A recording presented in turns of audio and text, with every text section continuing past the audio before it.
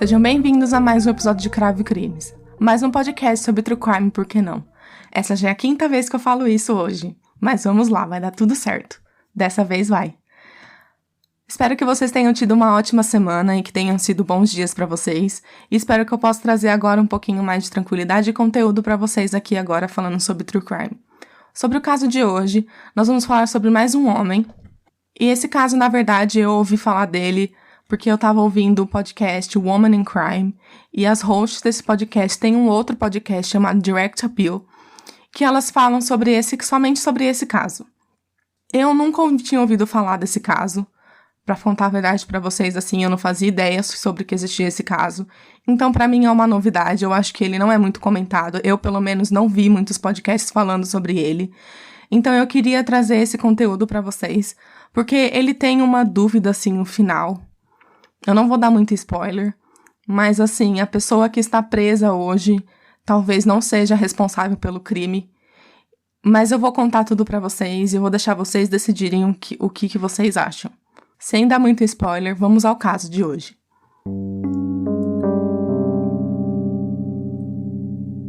Antes de começar o episódio, gostaria de deixar aqui alguns avisos. Iremos abordar assassinato, menção de suicídio e abuso de drogas. Se você não se sentir confortável com esse tipo de conteúdo, eu peço que você não escute o episódio de hoje. Vão ter muito mais outros episódios aqui no Cravo e Crimes que você vai poder escutar. O episódio de hoje é sobre Bill McGuire. William Theodore McGuire nasceu no dia 21 de setembro de 1964, fazendo dele um virginiano nascido em Nova Jersey. Como criança, Bill era arteiro e sempre estava tentando fugir para sua casinha na árvore. Apesar de ser uma criança de bom coração, ele era bem levado mesmo. O menino não era muito bom na escola, mas ele nasceu para ser um líder, sempre rodeado por seus amigos, sempre brincando com eles e enchendo o saco dos seus amigos. Aos 15 anos, Bill fugiu de casa, aparecendo do nada na porta da casa da sua irmã. No livro To Have and to Kill, está escrito que Bill teve muita dificuldade em viver apenas com a sua mãe, já que seu pai havia abandonado a família. Para ele, era muito importante ter uma figura paterna, e foi o motivo principal de Bill fugir de casa. Depois de conversar com sua mãe, eles decidiram que seria melhor ele ficar com a irmã e com o marido. Ele viveu bons meses com a sua irmã, cuidando de sua sobrinha. A irmã de Bill fala para o livro sobre o caso que ele se deu muito bem com o marido dela e que foi muito importante ter essa figura paterna. Mas com o tempo, as coisas foram ficando difíceis. Bill era um adolescente, então um dia ele chegou em casa depois da meia-noite. Ele tinha levado 3 amigos para a praia e nenhum deles tinha licença para dirigir ainda. Então a irmã de Bill e ele tiveram uma briga muito feia e eles acabaram perdendo a paciência um com o outro. A irmã dele acabou expulsando Bill de casa. Ele fez as malas e foi embora. Demorou anos para que os irmãos voltassem a se falar. Foi então que ele apareceu no apartamento de sua outra irmã mais velha, mas ela disse que era impossível ele ficar lá, porque ela não conseguia nem sustentar ela mesma, quem dirá sustentar um adolescente. Então a irmã dele ligou para o treinador dele e pediu para que ele abrigasse Bill até que ele encontrasse um lugar mais estável para morar. É descrito no livro que Bill queria uma família. Era algo que fosse estável e duradouro para ele. Bill morou pouco tempo com esse treinador. E depois, ele acabou se mudando com o seu melhor amigo e sua família. Em 16 de junho de 1982, Bill conseguiu se formar na escola, sem nenhuma honra ou menção no anuário escolar. Ele trabalhou em diversos restaurantes por 5 meses, até que ele conseguiu entrar para a Marinha estadunidense. E ele conseguiu, claro, onde ele iria servir seu país. Bill se deu muito bem na Marinha. Ele conseguia sempre as melhores pontuações, mas as coisas não eram tão perfeitas assim. Em diversas ocasiões, Bill fumava maconha, mesmo que a Marinha tivesse um sistema de antidoping bem severo. Em 1984, ele foi transferido para a Virgínia, onde ele serviu por 3 anos por lá, viajando pelo mundo todo por missões. Mais tarde, naquele ano, o amigo de Bill se casou e comentou com ele que o salário tinha duplicado depois que ele havia se casado, e algo acendeu na cabeça de Bill, porque ele simplesmente decidiu ligar para a irmã do seu melhor amigo, que tinha já uma paixonite por ele, e pedir para ela se casar com ele. A menina tinha acabado de se formar na escola, então ele sugeriu para Marcy se mudar com ele para Virgínia, casar com ele e que ela fosse fazer faculdade por lá. Marcy, apaixonada por ele, desde que ele morou com a família dela, imediatamente aceitou o pedido de casamento e começou a se preparar para se mudar para o sul. Então, assim que Marcy chegou em Virgínia, eles se casaram no civil em segredo e se mudaram para um apartamento pequeno. É dito no livro sobre o caso que era apenas um casamento de papel. Marcy era jovem e imatura. Um dos amigos de Bill chegou a comentar que parecia mais um relacionamento entre irmãos do que um relacionamento de verdade. Mas Bill chegou a admitir ainda para seus amigos que ele nunca amou Marcy, que ele achava que tinha cometido um grande erro depois de 9 meses casados. Ele disse que eles não eram compatíveis, que ele queria alguém que interagisse com ele no mesmo nível intelectualmente, até mesmo falando de ter uma compatibilidade entre eles como casal. Isso não existia entre os dois. Mas mesmo assim, Marcy amou Bill mais que tudo. O casamento dos dois não passou para Bill de apenas uma fachada para que ele pudesse ganhar mais dinheiro da marinha estadunidense. Mas para a esposa dele era algo real, e ela estava vivendo um sonho com ele, mesmo que claramente Bill não a amava. No final de 1990, Bill decidiu sair da marinha, depois de conseguir entrar na faculdade para estudar farmácia. Então, eles se mudaram para Nova Jersey novamente, em um apartamento pequeno, e os dois começaram a trabalhar em restaurantes locais para se sustentar. O casamento dos dois estava cada vez pior, e Bill estava procurando um jeito de se livrar de Marcy. Em 1992, Bill finalmente decidiu se separar de Marcy. Ele disse para um amigo que ele ficou com ela até que ele tivesse certeza que Marcy poderia tomar conta dela mesma. Ela não estava esperando que Bill pedisse um divórcio. Marcy ficou desolada com a separação. Por 2 anos, ela tentou de todas as formas possíveis conseguir ele de volta. Mas Bill havia decidido que ele não iria ficar com ela. Bill decide se mudar para outra cidade, ainda em Nova Jersey, para ficar mais perto da sua faculdade. Ele estudou por 2 anos, trabalhando à noite em restaurantes para poder se sustentar. É então, em 1994, que um amigo de Bill o apresenta sua namorada, Melanie Maguire. A atração dos dois foi instantânea e eles tinham muitas coisas em comum. Eles tinham o mesmo senso de humor sarcástico e um amor enorme por uma vida boa. Mesmo que Melanie fosse 8 anos mais nova que Bill, eles eram muito parecidos. Enquanto Bill sempre achou Marcy uma mulher devagar e chata, ele enxergava Melanie como uma mulher inteligente e linda. Melanie é descrita como uma mulher linda, adorável, espirituosa e fofa. Ela era o tipo ideal de Bill e completamente igual a ele. Assim que eles se conheceram, eles se apaixonaram imediatamente. Poucos meses depois, eles começaram a namorar oficialmente, e muitos amigos diziam que eles eram a combinação perfeita. Então, em 1996, o relacionamento de Melanie e Bill começou a crescer cada vez mais, e eles tinham já em mente que eles queriam se casar depois que eles terminassem a faculdade. Bill agora estava fazendo faculdade de informática, enquanto Melanie estava fazendo faculdade de enfermagem. Mesmo que eles tivessem suas brigas, como todo casal tem, eles pareciam estar completamente apaixonados. Eles tinham seus problemas, Melanie era uma pessoa de opinião forte, e Bill queria muitas vezes que ela apenas concordasse com ele e não batesse de frente. Então, eles tinham suas brigas sobre coisas bestas, mas eram coisas que faziam ser o jeito do relacionamento dos dois.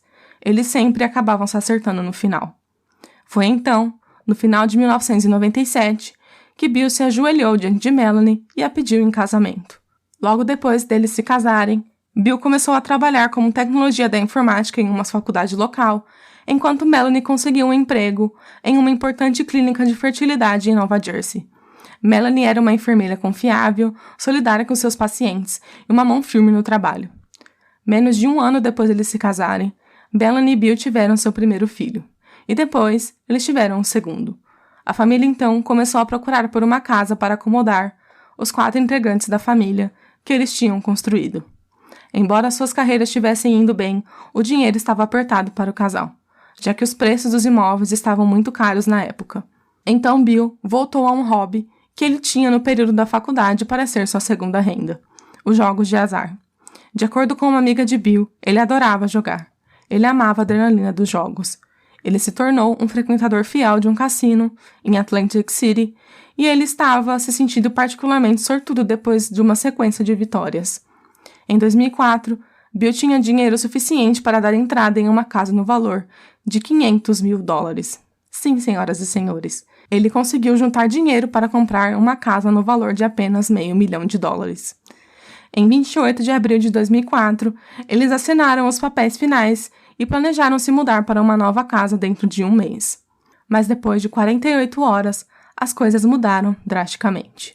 E foram assim que os eventos do caso de hoje, infelizmente, aconteceram. Melanie estava em um tribunal da família solicitando uma ordem de restrição contra Bill. Ela alegou que eles haviam se envolvido em uma briga terrível na noite anterior e a briga havia se tornado violenta. De acordo com Melanie, depois de reclamar da casa nova e acusá-la de ser uma mãe desatenta e ausente, Bill deu um tapa nela e tentou enforcar ela. Ela ainda disse que estava ouvindo por trás da porta e ouviu Bill vasculhando as coisas no apartamento e arrumando suas coisas, e então ela o ouviu sair. E ela não ouviu mais ouvir falar de Bill durante um mês. Em maio daquele ano, a polícia de Virgínia recebeu uma denúncia um pouco inusitada. Era de uma pessoa que havia encontrado uma mala na praia. Até aí, tudo bem. Mas assim que a pessoa abriu a mala, ela encontrou pernas humanas na mala. Nessa mala, continha um saco preto. Uma vez que você rasgava esse saco, você conseguia ver as pernas do joelho para baixo. Mesmo que não se deve saber qual é o gênero de uma pessoa pelas pernas, mas os médicos legistas afirmavam que era possivelmente de um homem, devido aos pelos e pelas panturrilhas musculosas. O médico que fez a necrópsia da perna afirmou que não tinha cheiro de decomposição. A perna direita estava cortada pelo joelho, expondo a tíbia. Parecia uma marca de serra, cortando a cartilagem e um músculo parecia ainda fresco. O patologista também notou que não havia muito sangue no joelho, onde foi feito o corte. Não havia muito o que fazer com aquelas pernas, somente coletar sangue e pelos para teste de DNA. Já a mala que estava às pernas, os especialistas em forense notaram que ela ainda estava em boas condições, com apenas um pouco de umidade e aparentemente não havia sinais de sangue ou fluidos corporais. Não havia sinais de impressões digitais também. No fundo da mala, ela encontrou 2 toalhas de papel azul e um pedaço de fita adesiva azul com um fio de cabelo preso. Estes também foram testados em câmeras de vaporização com resultados negativos, sendo que os cabelos foram enviados para análise em um laboratório. Mas até o momento, eles voltaram com nenhum resultado para que pudesse ajudar na investigação ou na identificação do dono das pernas. Até que, no dia 10 de maio, uma jovem que estava passeando pela praia encontrou uma mala verde escura na areia. De primeira, ela não deu muita atenção para essa mala. Mas depois de andar um pouco e ver que a mala ainda estava no mesmo lugar, ela decidiu dar uma olhada. Assim que ela abriu a mala um pouco, ela sentiu um odor muito forte. Assim que ela abriu um pouco mais a mala, ela viu ombros humanos e começou a gritar. E saiu correndo para chamar a polícia. Assim que os detetives chegaram na praia, eles puderam sentir o odor muito forte de decomposição vindo da mala. Eles falam para o livro que, além do cheiro de decomposição, que já é um cheiro bem forte, eles sentiram o cheiro de peixe podre, o que deve ter sido uma delícia, porque o cheiro de decomposição já é uma coisa bem forte e característica, e junto com o cheiro de peixe podre deve ter sido insuportável. O conteúdo da segunda mala foi cuidadosamente embalado em 4 sacos de lixo separados, 2 de tamanho grande industrial e 2 pequenos de tamanho daqueles de cozinha. Dentro havia um torso de um homem branco, a cabeça e os braços estavam cortados. A necrópsia foi realizada nas partes do corpo que estavam na mala e a patologista responsável afirmou que a cabeça ainda estava grudada no devido lugar. E eles podiam ver um buraco de bala na testa do homem, que havia um buraco de saída também. Um cobertor fortemente manchado de sangue estava enrolado na nuca e até as orelhas, enrolando-se em volta do queixo, sem cobrir o rosto. Quando a patologista o retirou, ela imediatamente reconheceu como roupas hospitalar, anotando a etiqueta que dizia propriedade de HCSC. Mais tarde, ela fez uma pesquisa no Google e descobriu que o cobertor vinha de uma empresa de suprimentos médicos em sede na Pensilvânia. A cabeça e o tronco estavam em estágios iniciais de decomposição. A pele estava descolorida com um marmoreio verde acinzentado e manchas brancas, verdes e vermelhas claras. Houve também deslizamento da pele e alguns cabelos estavam caídos. A patologista disse que viu o corpo de um homem branco começando a se decompor. Ele tinha aparentemente entre 30 e 40 anos e parecia saudável. O cabelo do couro cabeludo era castanho e tinha cerca de 2 centímetros de comprimento. A patologista radiografou o corpo, vendo imediatamente 2 balas, uma no peito e outra na parte inferior da barriga, onde ficavam as vísceras. Mas ela rapidamente decidiu que nenhuma dessas balas tinha sido fatal. Ela então examinou o rosto e o nariz com as mãos, descobrindo que não estavam fraturados. Ela notou que o branco dos olhos estavam muito pálidos e que não haviam sinais de petequias, que são pequenas hemorragias nos vasos sanguíneos que indicam estrangulamento. Ela viu os ferimentos da bala de entrada e de saída na cabeça. Ambas as balas que o mataram pareciam ter entrado e saído do corpo. Ela então voltou sua atenção para a parte inferior do tórax e do abdômen, onde havia um ferimento fatal na bala. Esta bala entrou no abdômen, logo abaixo da borda da costela, provavelmente percorreu seus pulmões, antes de sair pelas costas e nunca foi recuperada essa bala. Foi impossível determinar se ele havia levado 3 ou 4 tiros. Ela descreveu os ferimentos de saída como um grande halo de sangue, indicando que a vítima estava viva quando foi baleada. A causa da morte foi que a vítima foi baleada na cabeça e no peito. Mais tarde, foram feitos testes na mala com luminol, que é um reagente quimioluminescente que reage com o sangue, emitindo luz.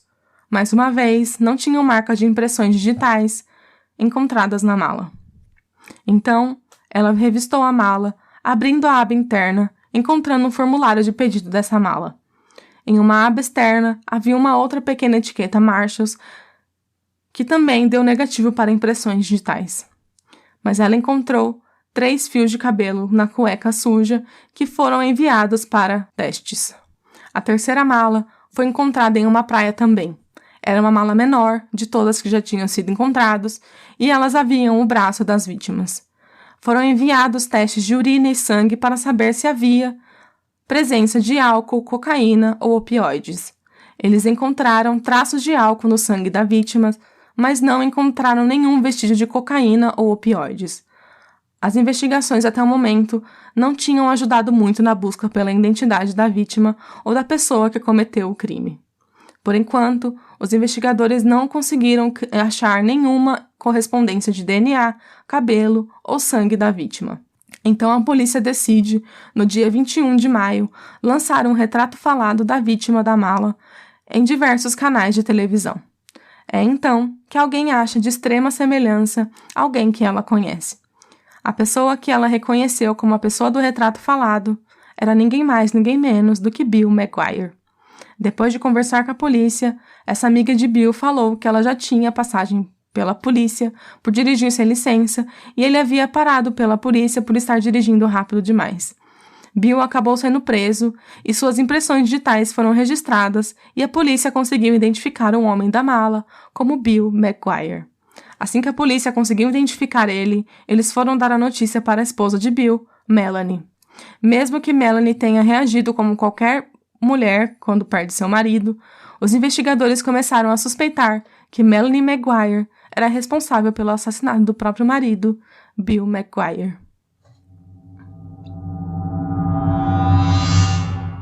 Vamos falar um pouco sobre Melanie, não é mesmo? Melanie Lynn McGuire nasceu no dia 8 de outubro de 1972, uma libriana nascida no subúrbio de Nova Jersey, nos Estados Unidos. Quando ela era criança, o pai dela abandonou a família, se mudando para a Califórnia.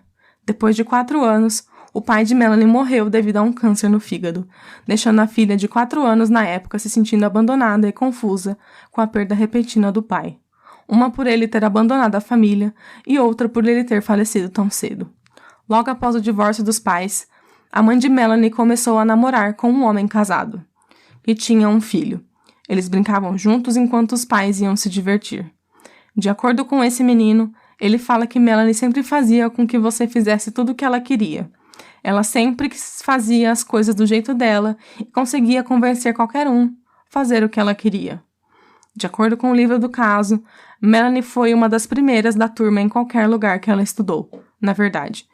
Desde a escola até a faculdade, Melanie sempre se destacou por ser uma excelente aluna, sempre entre as primeiras da classe. É descrito que ela era mais esperta do que seus colegas de classe, possuindo um talento acadêmico natural e uma memória fotográfica. É descrito que ela era o sonho de toda mãe. Sempre foi uma boa filha, nunca se metia em problemas e era uma ótima estudante. Depois o namorado da mãe de Melanie conseguiu o divórcio, ele se mudou com a família dela e digamos que o começo não foi nada fácil. A relação de Melanie com o padrasto não começou muito bem. Ela era muito próxima da mãe. Sempre foi a garotinha da mamãe. Então, quando um homem entrou na casa dela, ela se sentiu bem incomodada. O padrasto dela era um disciplinador rigoroso e quando ela queria se rebelar, os dois tinham brigas feias. O meio-irmão de Melanie fala o seguinte sobre ela no livro do caso. Ele disse que ela era promíscua. De acordo com ele, ela tinha muitos namorados e os traía enquanto estava com eles. Ele descreve os namorados de Melanie como fracos e tímidos, assim que ela conseguia o que ela queria com eles, presentes e jantares. O meio-irmão dela ainda disse que ela contou para ele que ela estava tendo um caso com 2 professores do ensino médio dela que eram casados. Assim, não é nada comprovado, e eu achei muita falta de respeito, e ele chegou a desmerecer Melanie no livro, dizendo que era por isso que ela ia bem na escola, ao invés de validar que sua meia-irmã era inteligente mesmo. É uma fala bem machista e totalmente desnecessária. Eu achei a entrevista do irmão dela não agregou nada para o livro e para mim. Mas enfim, queria falar isso para vocês porque eu achei muita falta de respeito. Independentemente do que ela teria feito, não acho que menosprezar uma pessoa vai solucionar todos os problemas. O meu irmão de Melanie não tem uma coisa positiva sobre ela. Então eu decidi no meio da minha leitura do livro ignorar totalmente os comentários dele. Enfim, muitos colegas falam na verdade que ela era uma excelente aluna, com uma reputação acadêmica impecável na escola, sempre se desafiando e trabalhando duro para atingir seus objetivos. Em 1990, ela se formou como uma das top 5 alunas da sua classe. Pensando na sua carreira, ela queria fazer uma graduação dupla, em matemática e psicologia. Ela se mudou para o campus da universidade e entrou de cabeça como uma universitária. Ela se juntou a diversas sociedades e grupos. Mas uma coisa que os amigos de Melanie sempre falam era que ela não tinha um bom gosto para homens. Ela podia ser muito inteligente, mas quando se falava de homens, ela não era lá tão inteligente assim. As escolhas por homem dela não eram as melhores. Ela ficava com homens que não a tratavam bem ou não tinham uma reputação boa.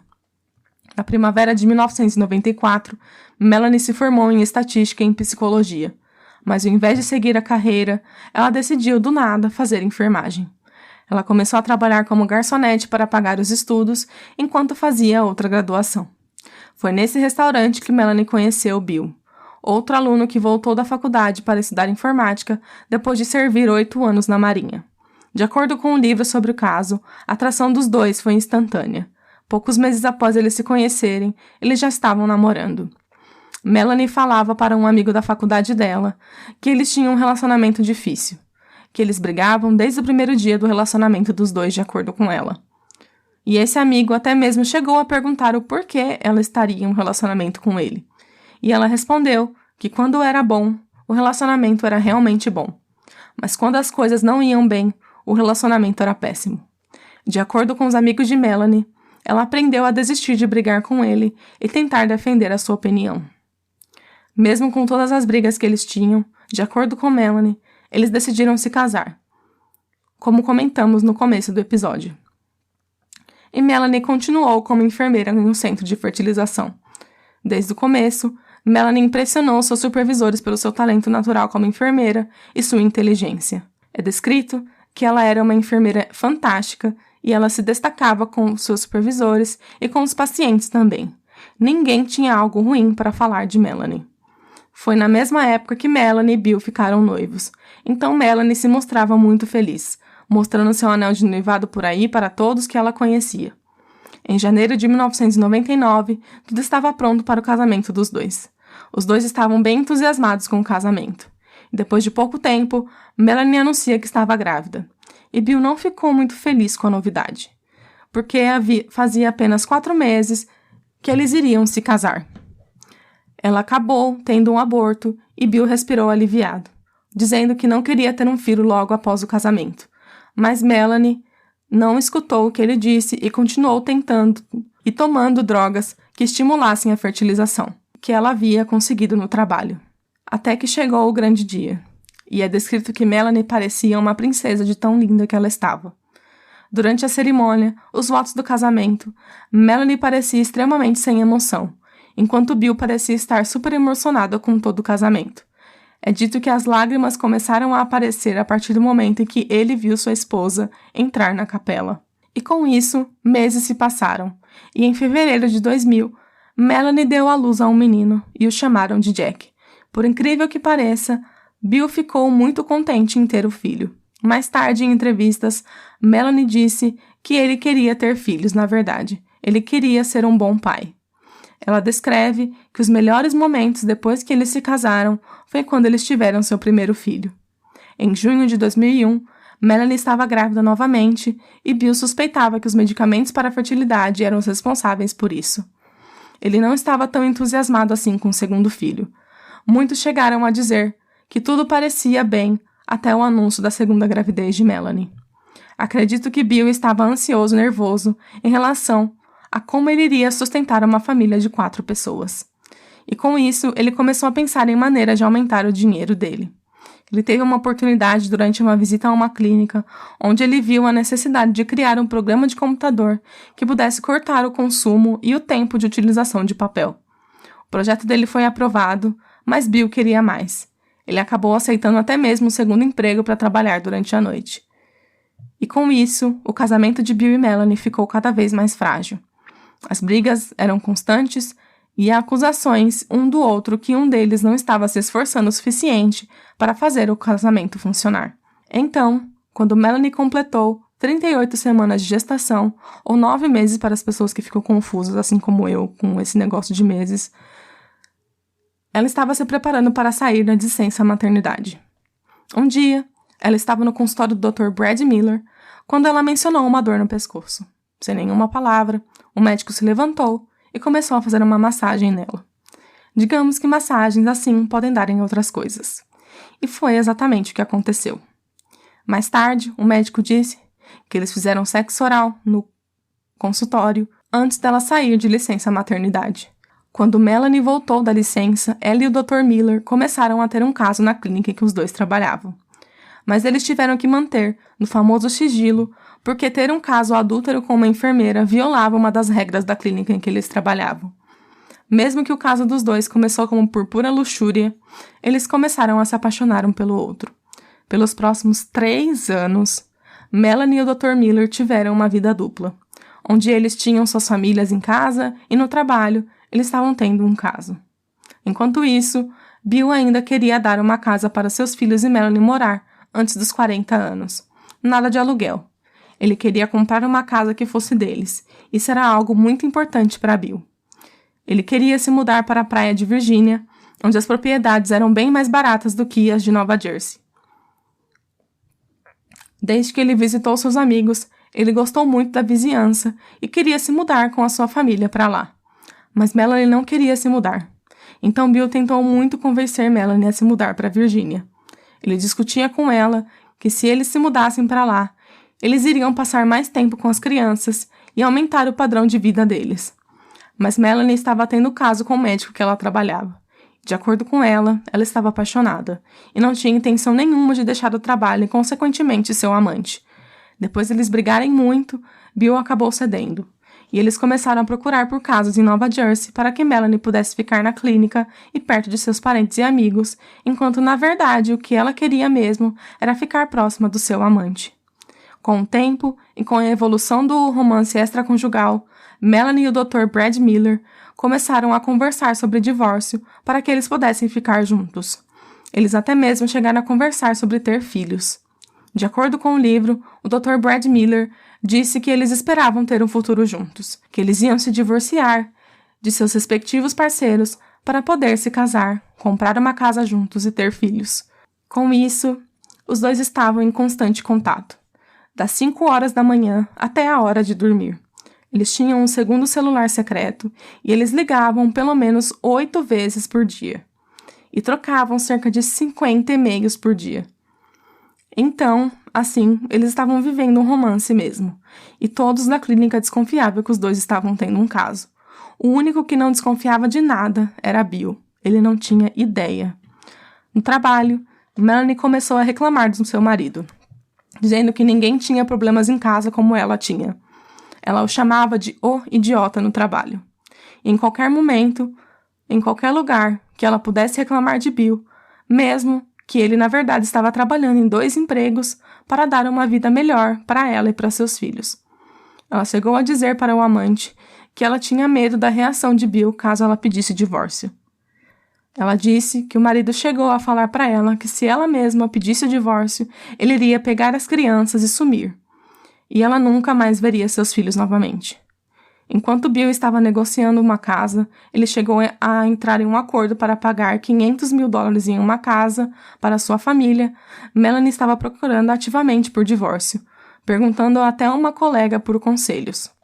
Mas, com a compra da casa nova ficando cada vez mais perto, Melanie começou a ficar cada vez mais estressada, chegando a tomar medicamentos para se acalmar. De acordo com o livro sobre o caso, Melanie via Bill como um obstáculo para sua felicidade. Agora que ela estava comprando uma casa com o marido, o amante ficou muito chateado com a situação. O Dr. Brad Miller disse que não havia muito sentido na situação toda, porque para ele, ela tinha falado que estava procurando um apartamento para morar com seus filhos. Quando ela foi confrontada sobre isso, ela falou que Bill nunca conseguiria financiar uma casa tão cara quanto ele queria. Enquanto isso, ela afirmava para diversas pessoas que o comportamento de Bill se tornava cada vez mais violento, que ele chegava a ter alucinações e falava que ele tinha tendências a ter um transtorno bipolar e que ele estava tendo episódio de mania devido aos longos períodos em que ele trabalhava. E foi quando, de acordo com as investigações feitas pela polícia, no dia 16 de abril, Melanie pesquisou aonde comprar uma arma sem permissão em uma busca na internet. Depois, de acordo com a polícia, ela pesquisou em 2 sites oficiais informações sobre todos os tipos de armas e leis em relação ao porte de arma em cada estado. Ela acabou procurando as leis sobre o porte de arma na Pensilvânia. Melanie chegou a ir nesse local, comprar uma arma de calibre 38 um pouco antes de Bill desaparecer. Mais tarde, foi comprovado que alguém utilizou o computador da casa do casal para procurar veneno instantâneo, níveis tóxicos de insulina, doses letais de insulina, doses fatais de digoxina, venenos instantâneos indetectáveis. Melanie começou a falar com um amigo que ela tinha na faculdade por e-mail, e ela começou a descrever que Bill estava agindo cada vez mais estranho, que ele estava bebendo mais, usando drogas, e que ela estava preocupada com a segurança dela e de seus filhos. Só que isso nunca foi comprovado. Que Bill estava agindo desse jeito, ou que ele era agressivo com sua esposa. Muitos amigos do casal falam que havia muitas brigas sim entre os dois, principalmente sobre Melanie estar cada vez mais no trabalho e menos em casa. Era uma briga constante entre eles e cada vez mais frequentes. E foi uma dessas brigas que tudo aconteceu. Foi no dia 28 de abril de 2004, o dia em que Bill desapareceu, de acordo com Melanie. Ela disse que ele empurrou contra a parede em uma briga, bateu nela e tentou enforcar ela. Melanie chegou a dizer que ele provavelmente teria quebrado seu maxilar quando ele bateu nela. Ela ainda disse que Bill falou que ele estava indo embora e que ele não iria voltar para casa, e que ela podia contar para as crianças que eles não tinham mais um pai. No próximo dia, Melanie falou com o advogado da família sobre divórcio e tentou preencher uma ordem de restrição contra Bill. Ela não reportou Bill como desaparecido e 1 semana depois as malas começaram a aparecer. Segundo 2020, a polícia conseguiu identificar rapidamente um homem desmembrado. Depois de divulgarem um esboço para o público, um dos amigos de Bill se apresentou. Mas apesar da dor, a polícia logo começou a suspeitar que Melanie havia assassinado o marido. Eles descobriram sobre a arma que ela tinha comprado na Pensilvânia e que ela estava tendo um caso com o médico de seu consultório. Os investigadores também encontraram o carro de Bill, aonde Melanie sugeriu que estaria, em Atlantic City. Mas embora ela negasse ter estacionado ali, Melanie afirmou mais tarde que tinha ido a Atlantic City e mudou o carro para, entre aspas, mexer com ele. Bill tinha problemas com jogos de azar, Melanie explicou. E depois dessa briga, ela sabia que ele estaria em um cassino. Então ela dirigiu até encontrar o carro dele, mudou de lugar como uma brincadeira. Os investigadores, no entanto, consideraram altamente suspeito que Melanie tenha tentado remover de suas contas as cobranças de pedágio, o que provava que ela tinha ido para Atlantic City. Melanie fala que ela entrou em pânico. Ela absolutamente tentou tirar essas acusações porque temia que as pessoas olhassem e pensassem o que acabaram pensando. Enquanto isso, os investigadores encontraram cada vez mais evidências que sugeriam que Melanie havia matado o marido. O carro de Bill continha um frasco de hidrato de cloral, que é um hipnótico e um sedativo, e 2 seringas prescritas por Brad Miller, o amante de Melanie. Ele, no entanto, afirmou que a receita estava escrita com a letra de Melanie. A polícia também encontrou uma série de pesquisas suspeitas na internet no computador doméstico dos Maguire. Eles acreditavam que os sacos de lixo na casa dos Maguire combinavam com os sacos enrolados no corpo desmembrado de Bill Maguire. Em 5 de junho de 2005, os investigadores prenderam Melanie Maguire e a acusaram de homicídio em 1º grau.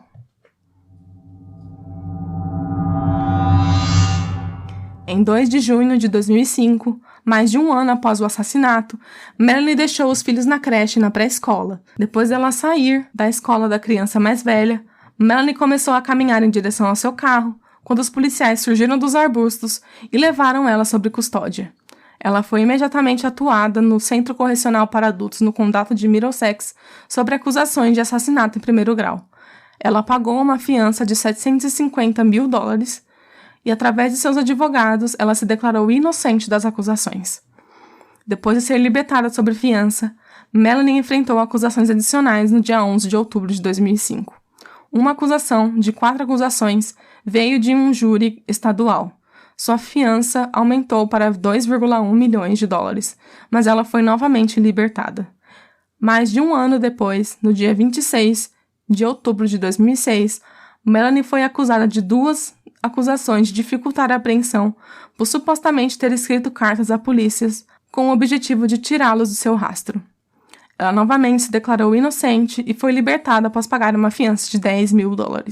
Quase 3 anos após o crime, o julgamento por assassinato de Bill começou no tribunal em Nova Jersey no dia 5 de março de 2007.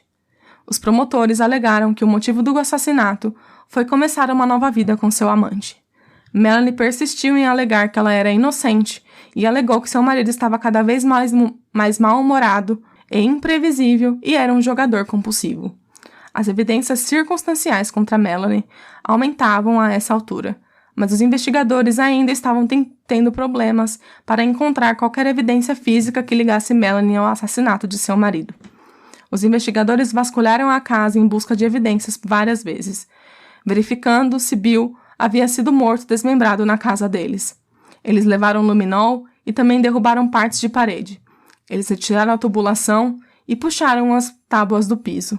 Eles realmente reviraram o lugar de cabeça para baixo várias vezes. Eles não conseguiram encontrar nenhuma evidência forense que estabelecesse que o apartamento se tratava de uma cena do crime.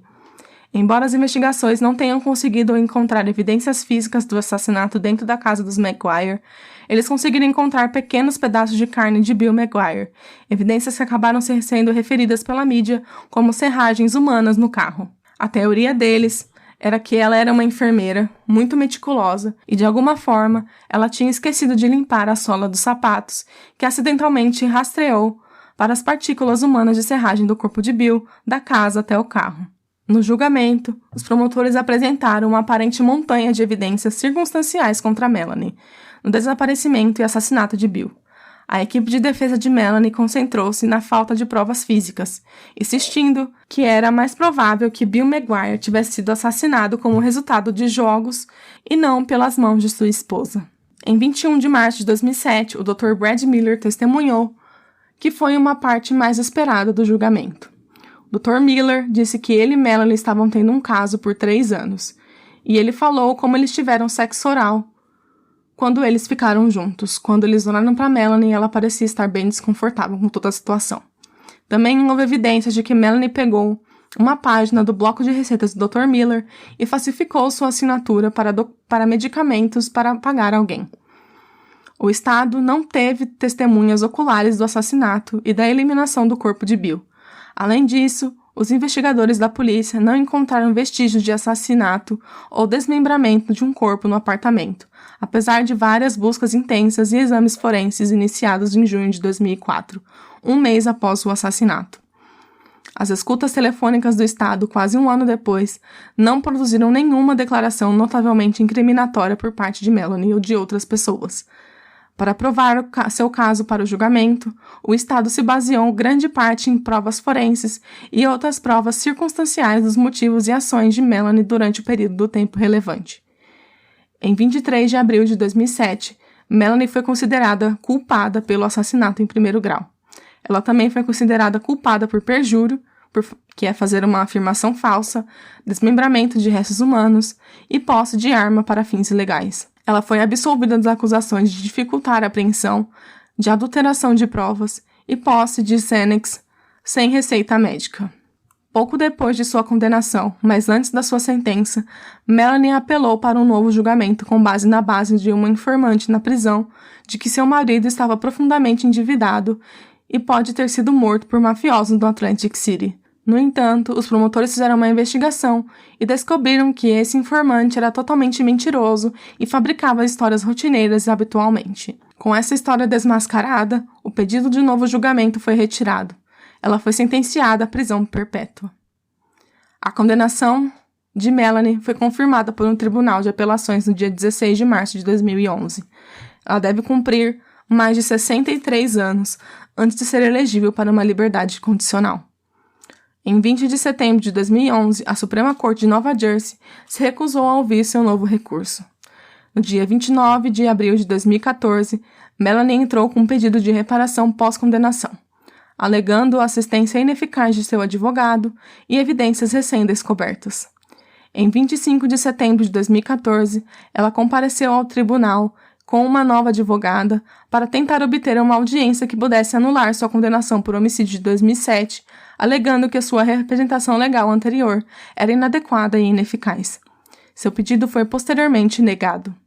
Com todos os recursos esgotados, Melanie participou do podcast Direct Appeal na esperança de novas evidências fossem descobertas para que pudesse levar sua exoneração. Quando o corpo de Bill foi encontrado com ferimentos de bala, os promotores apontaram para o fato de Melanie havia comprado uma arma na Pensilvânia, apenas 2 dias antes de seu marido ter dado como desaparecido. As apresentadoras do podcast e a própria Melanie levantaram questões sobre se é possível que a arma que ela comprou tenha mesmo sido a arma do crime. Ninguém inseriu o número de série da arma dela num site para descobrir quais eram as especificações. Haviam 5 marcas e ranhuras que minha bala teria feito com base no site da empresa. As balas que saíram do meu marido tinham 6 marcas e ranhuras, disse Melanie. Marcas e ranhuras são características de espingardas que são pressionadas à máquina no cano de uma arma. Quando uma bala passa, sua superfície lisa fica impressa com o mesmo número de relevos e ranhuras que o cano. Melanie afirmou que sua arma não poderia ter sido a arma do crime, já que o número de marcas e ranhuras na bala que saíram de Bill não correspondia ao número do qual o site da fabricação disse que teria feito a sua arma. As evidências nesse caso apontam para uma execução bem organizada e meticulosamente planejada de um assassinato, disse o promotor durante o julgamento. Os promotores também apontaram as suspeitas pesquisas que Melanie fez na internet que antecederam o desaparecimento de Bill. Melanie disse: "Sou enfermeira e não preciso procurar coisas assim. Se eu quisesse procurar algo, teria feito no consultório médico. Tenho um livro que posso consultar para não deixar rastros na internet. O advogado de acusação disse que não tem dúvida de que a arma de Melanie foi a arma do crime. Foi um erro do site do fabricante da arma. Não estamos coletando evidências no site de um fabricante de arma. As evidências que estavam em julgamento eram de especialistas em balística. Seus advogados de defesa argumentaram que qualquer pessoa poderia ter conduzido as buscas na internet. O advogado de acusação disse que as evidências apresentadas pelos especialistas forenses em informática do Estado no julgamento eram robustas e que a equipe jurídica de Melanie também apresentou seu próprio especialista. Os investigadores também encontraram sacos de lixo na casa de Melanie Maguire, que acreditavam corresponder aos usados para embrulhar partes do corpo de Bill.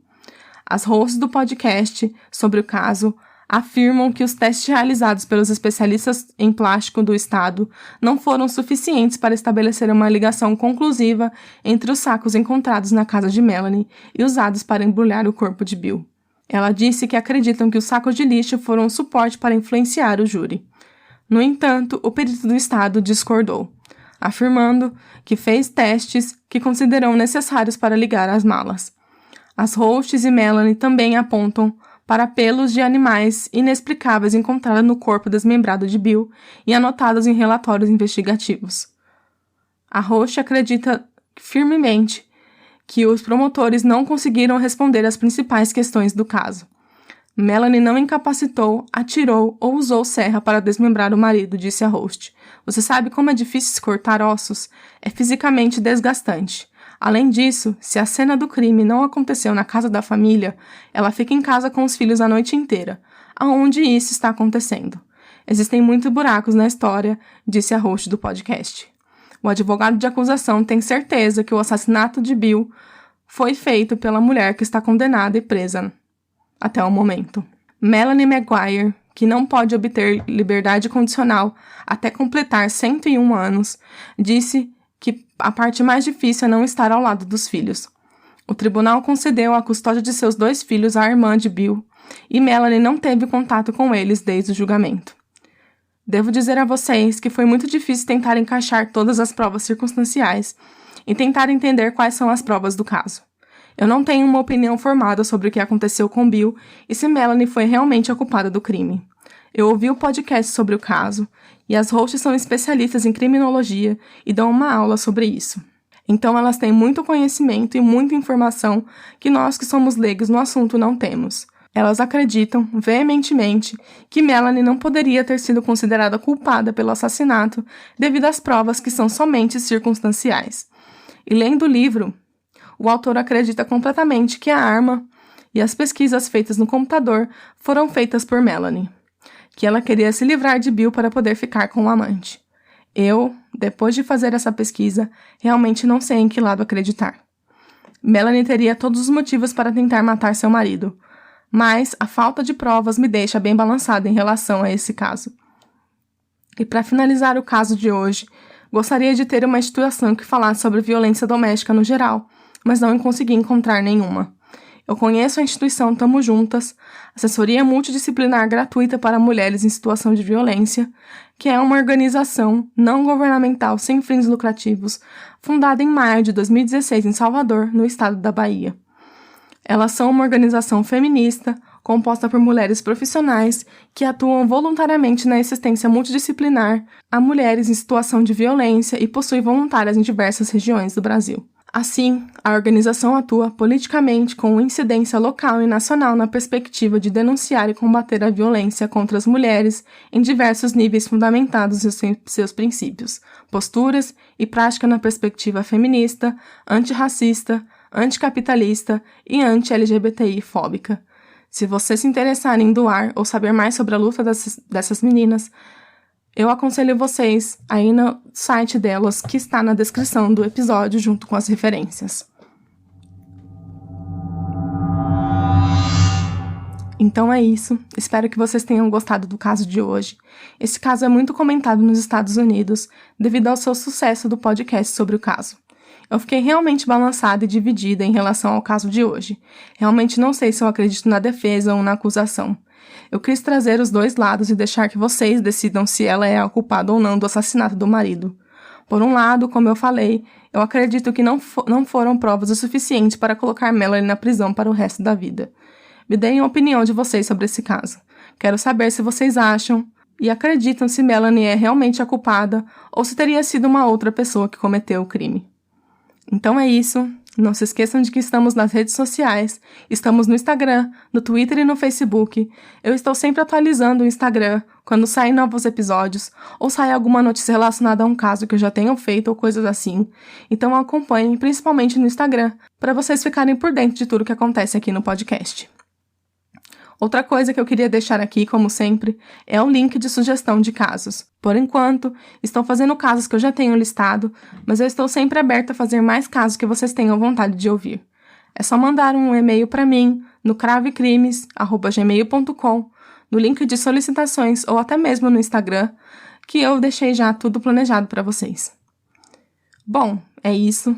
Espero que vocês tenham gostado do caso de hoje.